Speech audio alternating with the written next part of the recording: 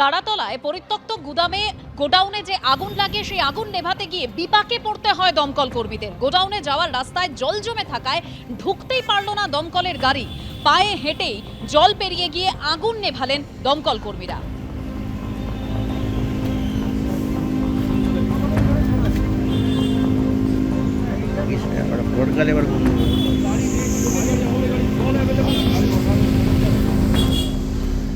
লেগেছিল এটা একটা অ্যামেন্ডমেন্ট গোডাউন, যেটা কোর্টে সিজ করা বা সিল করা ছিল।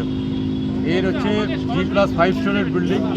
টপ ফ্লোরে জুটের রোল প্যাক ছিল, সেই জুটের রোল প্যাকে আগুনটা লেগেছিল। আমরা এসে আমাদের এখানে মানে 1 কোমর জল দেখতে পাচ্ছেন, নতুন অ্যামেন্ডমেন্ট গদিবা পাম্প লাগিয়ে 12 লেন্থ হোস দিয়ে আমরা আগুন নিভিয়ে ফেলেছি। আগুনের অবস্থা এখন কিরকম? কিছু আগুন নিভে গেছে একদম।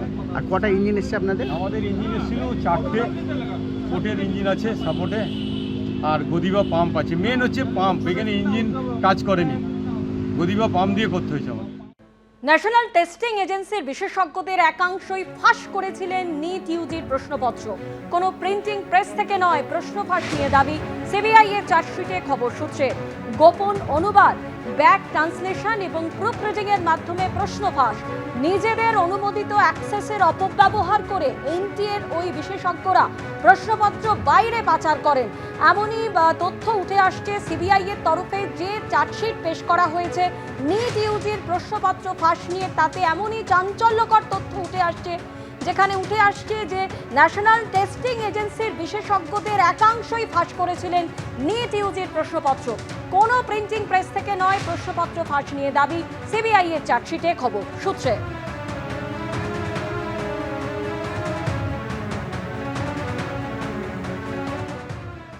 প্রশ্ন ফাঁসে বটানি জুলজির বিশেষজ্ঞ মনীষা গুরুনাথ মান্ধার জড়িত।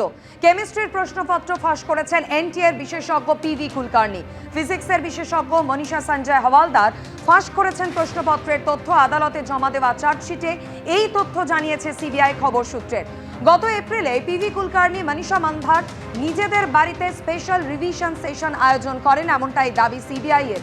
কোনো ডিজিটাল প্রমাণ না রাখতে পরীক্ষার্থীদের হাতে লিখে নোট নিতেও বলা হয়। পরীক্ষার্থীদের নোটবুকের সিএফএসএল এবং জিইকিউডির হ্যান্ডরাইটিং পরীক্ষা করা হয়েছে। তার সঙ্গে মিলিয়ে দেখা হয়েছে 3রা মে নিট ইউজি পরীক্ষার প্রশ্নপত্র। সেগুলো হুবহু মিলে গেছে উল্লেখ চার্জশিটে, এমনটাই খবর সিবিআই সূত্রে।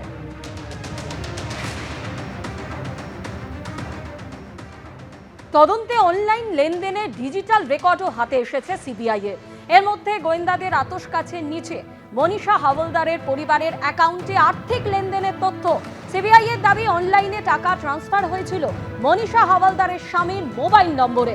প্রশ্নফাঁস কাণ্ডে সন্দেহজনক লাতুরের শিশু বিশেষজ্ঞের পরিবারের এক সদস্যের কাছ থেকে উদ্ধার হয়েছে 5 লক্ষ নগদ। 10ই আগস্ট অর্থাৎ আগামী সোমবার সিবিআই এর জমা দেওয়া চার্জশিট বিবেচনা করে পরবর্তী সিদ্ধান্ত জানাবে রাউস অ্যাভিনিউ আদালত।